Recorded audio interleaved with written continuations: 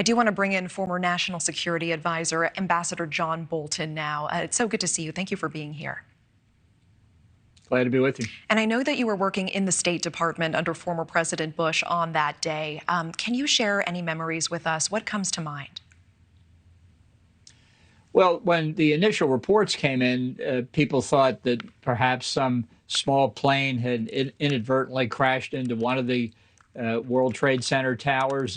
But it became clear very quickly when we could see from the State Department smoke coming from the Pentagon that obviously this was very serious. We did not, at the beginning, of course, have any idea that that there wasn't more coming, and that we just didn't know what the next steps were. So it's certainly a memory that's never going to fade for me. Yeah. Talk to me about where we are today. Do you think that another 9/11 could happen in the climate that we're seeing now? Well, I do think another 9/11 is possible. I think, we forget more quickly than we realize the nature of this threat. But it was only 2 years ago, almost exactly 2 years ago, that the United States and NATO withdrew from Afghanistan. And I think that was a catastrophic mistake. Every indication we have is that during the 2 years since we withdrew, foreign terrorist fighters have returned to Afghanistan. The administration itself estimates that they are already capable of mounting terrorist attacks around the world. Whether they will or not, whether we can prevent them, obviously we don't know. We should be trying. But this terrorist threat may have changed. It may take different forms, but it's still out there. I hear you talking about Afghanistan. What do you see as the biggest threats to the U.S. right now and our national security, and why? Well, I think really we're dealing with a whole range of threats, and I think that's one characteristic of this new period we're entering into. Certainly at the strategic level, we see the threat of Russia clearly in its unprovoked invasion of Ukraine last year. We see in China the other major strategic threat, the two of them growing closer, really in an alliance, an axis even, that I think has global consequences. We've still got the real threat of nuclear proliferation with North Korea and Iran, and we've got this terrorist threat. So I think the U.S., the West as a whole, really are going to face a very challenging couple or 3 decades ahead of us here.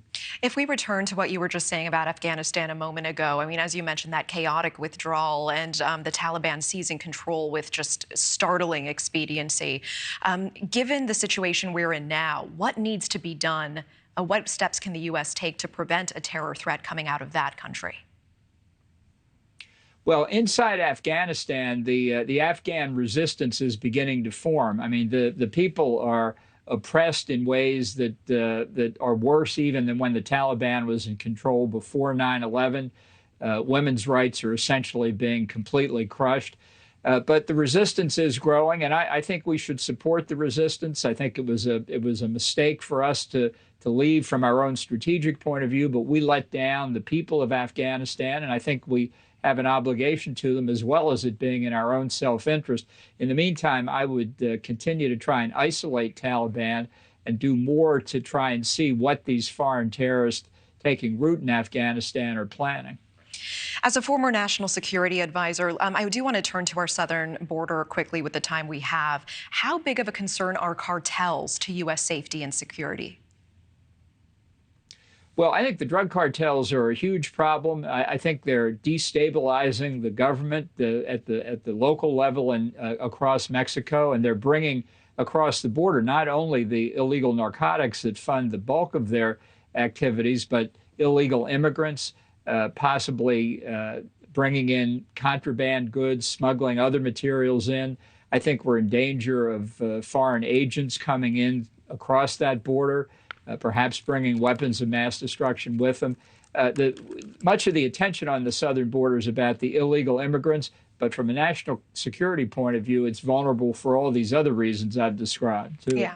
And John, tonight we are just hearing some confirmed details of Americans potentially caught in cartel crossfire in Mexico. Any thoughts? I know the details are still fresh coming down. Any thoughts on that tonight?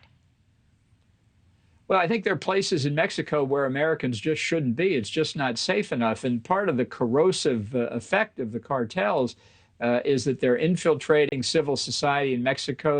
Thank you for watching. Go to newsnationnow.com to find News Nation on your television provider. And don't forget to click the red subscribe button below to get more of News Nation's fact-driven, unbiased coverage.